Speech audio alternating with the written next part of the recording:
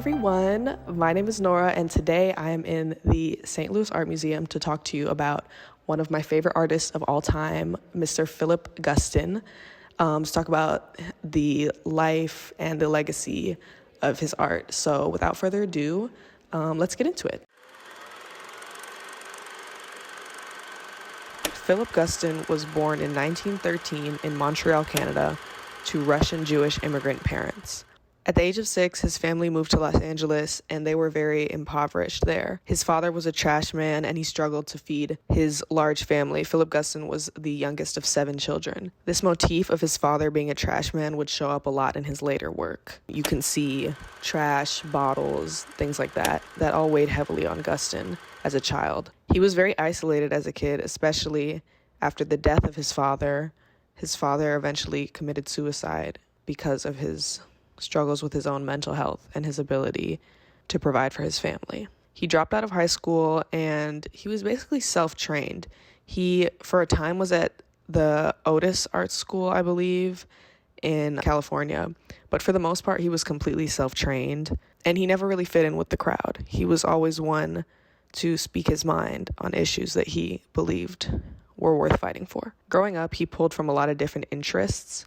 He was influenced by Renaissance art and modern art, and he often had a penchant for commenting on social justice issues in his early works. This is something that stuck with him for the rest of his life. From a very young age, he begins to see himself as an artist, as a career, and as he's finding his artistic footing, tragically, his brother passes away from a car crash-related injury, and this, combined with his father's suicide years before, caused Guston to feel that he had to leave Los Angeles in order to truly figure out who he was as a person. He left Los Angeles for New York after being convinced by his high school friend Jackson Pollock, and he got his start in New York working as a skilled muralist for the Works Progress Administration. As he was working and living in New York in the 1930s, the Nazi Party in Germany was on the rise, and this, combined with Guston's desire to court what would become his wife, he ended up dropping his last name, which was originally Goldstein, to Guston, which we now know as today. And this choice would stay with him for the rest of his life. He always felt shame about this rejection of his identity.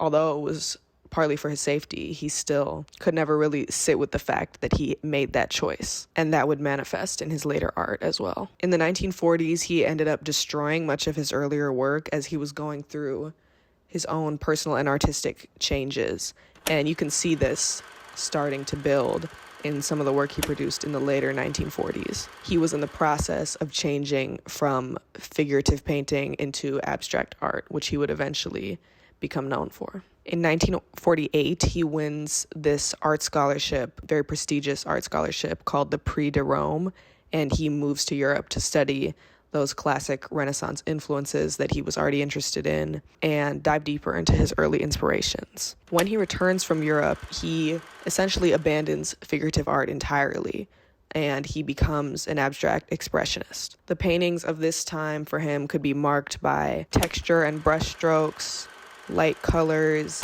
and a very delicate touch. That was a common theme among his works of this era. And for these works, he would become incredibly famous. In 1962, he had his own personal show at the Guggenheim, and he was pretty much among these famous expressionists of the time. Jackson Pollock, Willem de Kooning, Mark Rothko. He was very much a part of that group. So much so that they were all very close friends, and they frequented bars in New York City because they were close in that way. And in this era, he was fiercely loyal to his expressionist identity, which was common among all expressionists of the time because they saw themselves as forwarding the entire art world, specifically in painting. You can see this loyalty especially in the rejection of pop art and new age artists. Specifically, in 1962, pop art was introduced to the Sidney Janis Gallery in New York under the show title New Realists, and this enraged expressionist Guston, among others, who eventually abandoned the gallery and were sickened by this introduction of what they saw as soulless commercial art. His daughter would later state that, quote, "Overnight, it seemed the art world changed. My father was in despair over the selling of art, over the slick, depersonalized gloss, not only of pop art, but of minimalism as well, that was taking center stage in New York.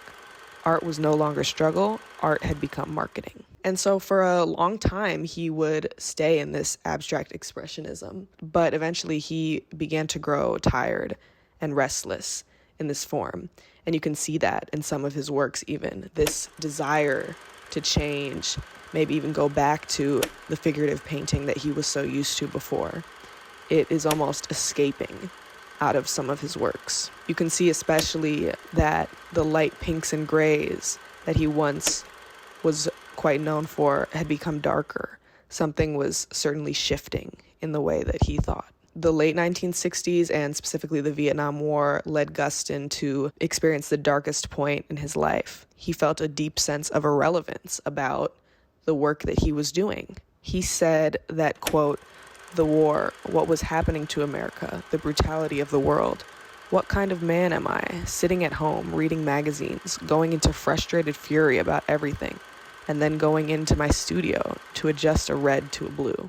You can see that he felt a sense of worthlessness, a sense of not really mattering in this world, especially when there was bigger issues going on that he was concerned about and wanted to comment on, but was almost stuck in his ways that he was able to artistically express that. This inner turmoil eventually led to a complete and utter breakdown. In 1965, he stops painting entirely, and in 1966, he leaves New York to go to Woodstock.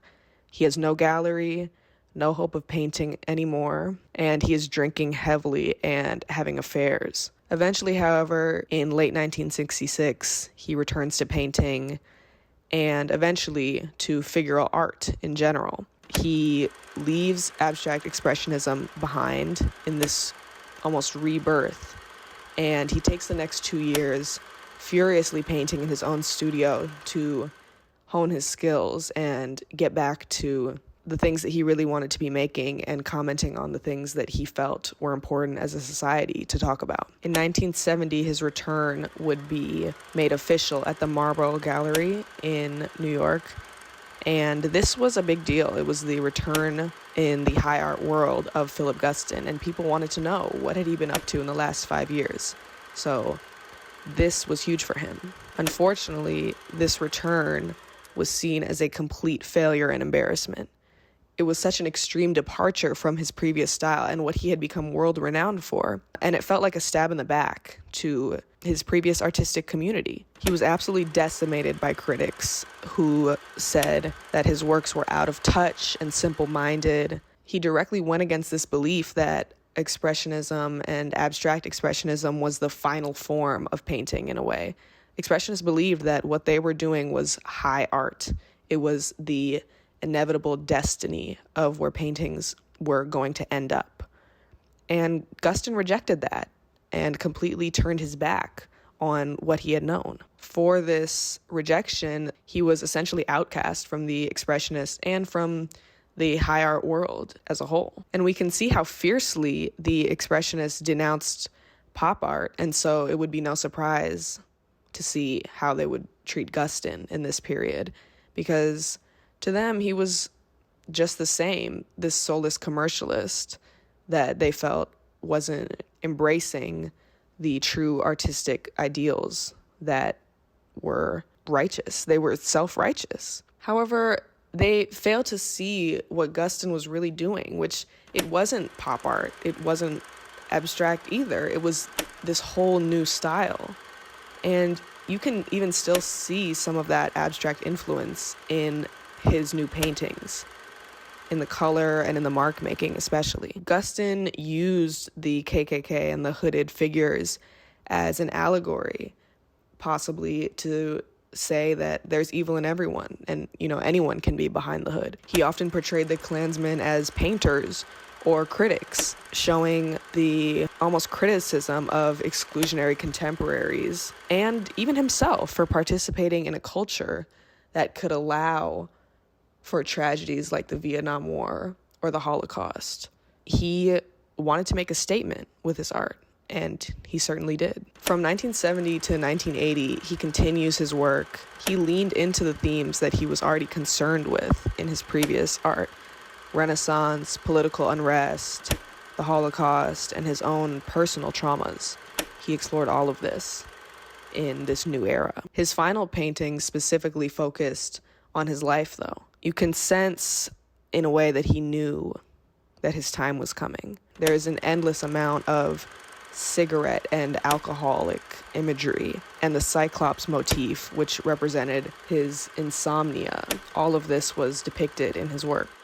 So after almost a decade out of the spotlight, in 1980, he returns to the art world at an exhibition in the San Francisco Museum of Modern Art. And this new exhibition was marked by a resurgence of interest in Guston, especially by younger artists who admired his risk-taking and defiance of the almost artistic establishment at this point. And this show would kind of be the thing to bring him back into prominence and begin this revision of an artist that people had almost entirely written off. Unfortunately, however, Guston never got to see this public shift. 3 weeks after the opening of the show, he tragically passed from a heart attack.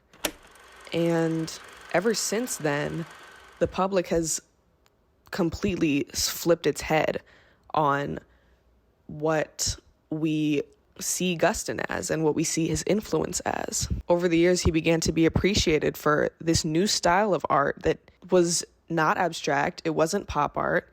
It had never been done before. It was something completely different. He purposely never commented on the Klan depictions. He wasn't in the interest of understanding. That was never something that was important to him. It was always left to interpretation. His art causes controversy even to this day with its imagery, which challenges the viewer to see more than just the hooded figure and look deeper into what does this mean to them. We can see his influence in tons of art today. There have even been full gallery shows dedicated to showing how his work has influenced artists of today. Personally, he has influenced me in a huge way. He was the first artist that showed me that painting didn't have to be either completely hyper-realistic or totally abstract. This was something different that, to me, I had never seen before until I had seen one of Guston's works. He's truly, truly one of my favorite artists. I mean, you see right there, that's one of Guston's.